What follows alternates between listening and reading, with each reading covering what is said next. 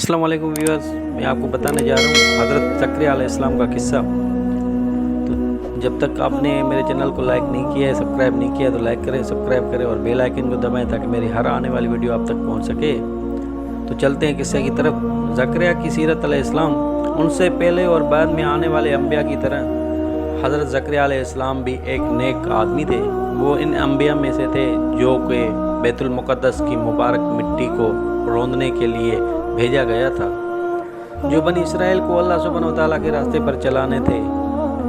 हज़रत ज़करिया अलैहिस्सलाम आजिज़ मिजाज इंसान थे, लेकिन ज़रूरतमंदों की मदद के लिए हमेशा कोशां रहते थे। अबू हुरैरा रज़ी अल्लाह तआला अन्हु बयान करते हैं कि रसूल पाक सल्लल्लाहु अलैहि वसल्लम ने फरमाया, ज़करिया एक बढ़ई थे। सही हदीस सुनन इब्न माजा 2150 और सही मुस्लिम 2379।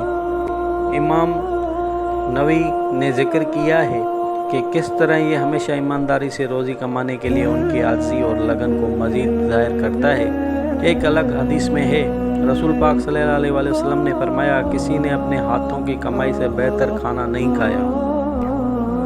बढ़ई के काम को छोड़कर वो अल्लाह सुब्हानहू व तआला की खिदमत में साबित कदम रहे। उसने बैतुल मुक़द्दस मस्जिद अल अक़सा की निगरानी की और यहाँ उसने अपने खुतबों के ज़रिए अपने लोगों को उनका फ़र्ज़ याद दिलाने की अनथक कोशिश की। अल्लाह सुब्हानहू व तआला ने जो कुछ उसे अता किया था उसके लिए मुतमिन और शुक्रगुज़ार होते हुए उसने एक बढ़ती हुई तशवीश को जन्म दिया। वो अपने विरासत को हुक्म जारी रखने के लिए किसी वारिस के बगैर अपने नवे की दहाई में ठीक थे।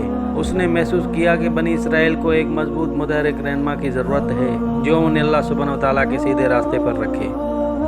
जैसे जैसे मौसम गुजरते गए, हज़रत ज़करिया अलैहिस्सलाम और उनकी अहलिया बूढ़े हो गए, वल्दियत के साथ साल से भी आगे पहुँच गए। बाबरकत ख़ानदान इमरान और विलायत मरियम रज़ी अल्लाह तआला अन्हा उनका टॉपिक शुरू होता है। तो कुरान पाक में उसका जिक्र है। अल्लाह सुब्हानहू व तआला ने आदम नूह अलैहिस्सलाम, आल इब्राहीम और आल इमरान को आलमों, इंसानों और जिन्नों पर मुंतखब किया। वो एक दूसरे की औलाद थे। अल्लाह सुब्हानहू व तआला सुनने वाला, जानने वाला है। कुरान में मज़ीद 2 सूरतें हैं जिनका उन्वान है सूरत आल इमरान और सूरह मरियम। इमरान के नाम पर रखा गया है जो मरियम रज़ी अल्लाह तआला अन्हा के वालिद थे, जो बदले में ईसा अलैहिस्सलाम की माँ थी। ये एक बहुत ही बाबरकत ख़ानदान था। और आयत में आल इमरान के खून की लकीर इब्राहीम अलैहिस्सलाम और नूह अलैहिस्सलाम और बाला आकर आदम अलैहिस्सलाम से मिलती है। ये आयत समझने के नुक्ते नज़र से अहम है कि अल्लाह सुब्हानहू व तआला ने एक ख़ानदान को दूसरे पर फजीलत नहीं दी, बल्कि वो सब एक दूसरे की औलाद थे और एक ख़ानदान की फरमाबरदार इबादत के ज़रिए मज़ीद जुड़े हुए थे। अब इमरान की अहलिया हिना के बारे में ख्याल किया जाता है, हालांकि कुरान में वाज़ेह तौर पर उसका नाम नहीं लिया गया है। वो बहुत परहेजगार और इज़्ज़तदार खातून थी।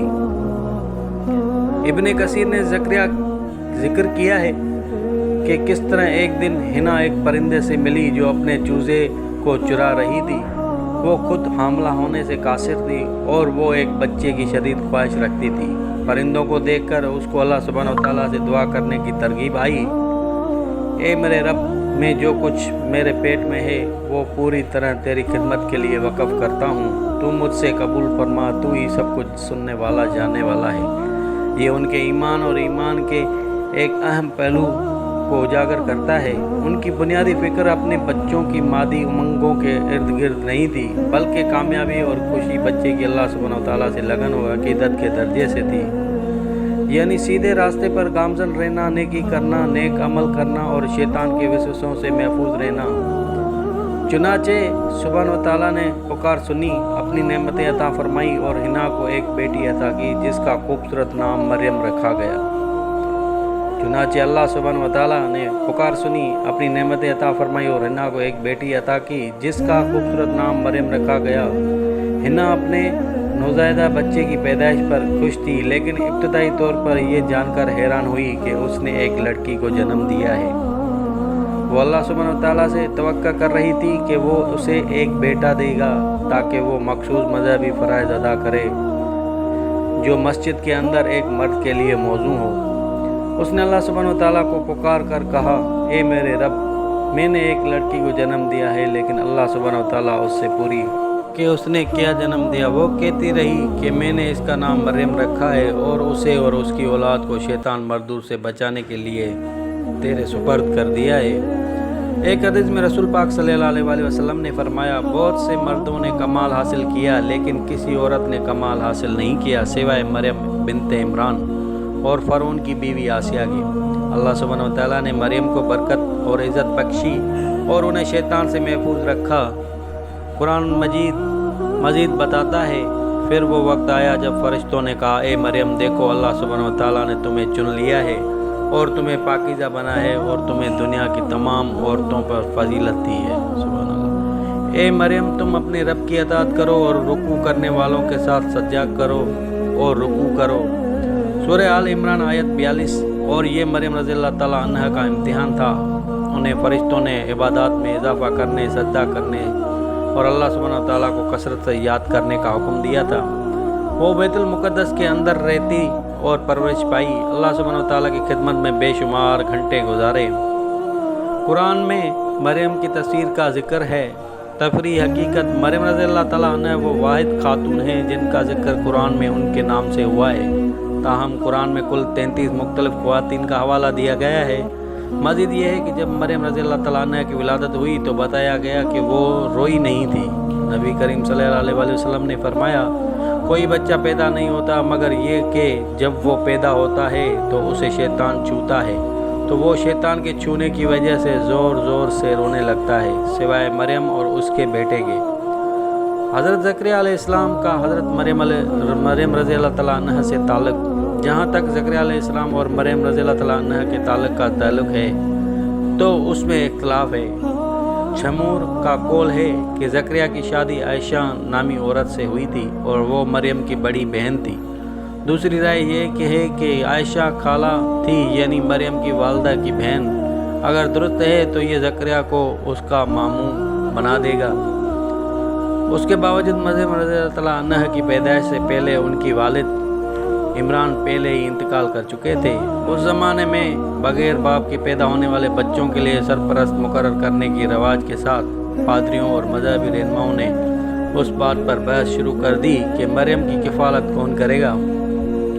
مسجد میں موجود لوگوں نے کہا وہ ہمارے امام کی بیٹی ہے، جیسا کہ عمران ان کی نماز پڑھاتے تھے اور ان کی رسومات کا خیال رکھتے تھے۔ انہوں نے مریم رضی اللہ تعالیٰ عنہ کو ایک خاص بچے کے طور پر پہچانا جو ایک بابرکت گھرانے سے آئی تھی اور وہ ان کی کفالت کرنے والے بننا چاہتے تھے۔ اللہ سبحانہ و تعالیٰ نے قرآن مجید میں نازل فرمایا، یہ غیب کی خبریں ہیں جو ہم آپ کی طرف وحی کرتے ہیں۔ آپ ان کے ساتھ نہیں تھے جب انہوں نے قرار ڈالا تاکہ فیصلہ کیا جائے کہ مریم کا ولی کون ہوگا، اور نہ آپ ان کے ساتھ تھے جب وہ اس پر بحث کر رہے تھے۔ دوسروں کے درمیان حضرت زکریا علیہ السلام کا نام مریم کے لیے ممکنہ سرپرست کے طور پر تجویز کیا گیا تھا۔ مردوں نے اپنے لحاف لکھنے کا قلم کھینچا اور انہیں ایک کنٹینر میں رکھا۔ ایک بچے کو ایک کو منتخب کرنے کی دعوت دی۔ انہوں نے فیصلہ کیا کہ چنے ہوئے لحاف کا مالک مریم پر اپنا حق جتائے گا۔ اللہ سبحانہ و تعالیٰ کی مرضی سے حضرت زکریا علیہ السلام کے لحاف کو چنا گیا، تاہم اس سے دعوے دار مطمئن نہیں ہوئے، اس لیے انہوں نے فطرت کو صحیح سرپرست کا انتخاب کرنے کا فیصلہ کیا۔ پادریوں نے لحاف کو ایک ندی میں رکھ دیا۔ یہ حکم دیا کہ پانی کے بہاؤ کے خلاف مزاحمت کرنے والا آخری لحاف سرپرستی کا دعویٰ کرے گا۔ اللہ سبحانہ تعالیٰ کی لامحدود طاقت سے حضرت زکریا علیہ السلام کا لحاف اپنی جگہ پر تیرتا رہا اور باقی پانی کے ساتھ حرکت کرتا رہا۔ پادریوں کو پھر بھی یقین نہیں آ رہا تھا۔ اس بار انہوں نے زور دے کر کہا کہ پانی کے ساتھ چلنے والے لحاف کو بچے پر حقوق ملیں گے۔ جیسا کہ اللہ سبحانہ تعالیٰ نے حکم دیا، حضرت زکریا علیہ السلام کی لحاف نیچے کی طرف تیز ترین بہہ گئی جبکہ باقی نیچے دھنس گئی۔ اس طرح مرد زکریا علیہ السلام سے مزید انکار نہیں کر سکتے تھے اور مریم رضی اللہ تعالیٰ عنہ ان کی حفاظت میں آ گئی۔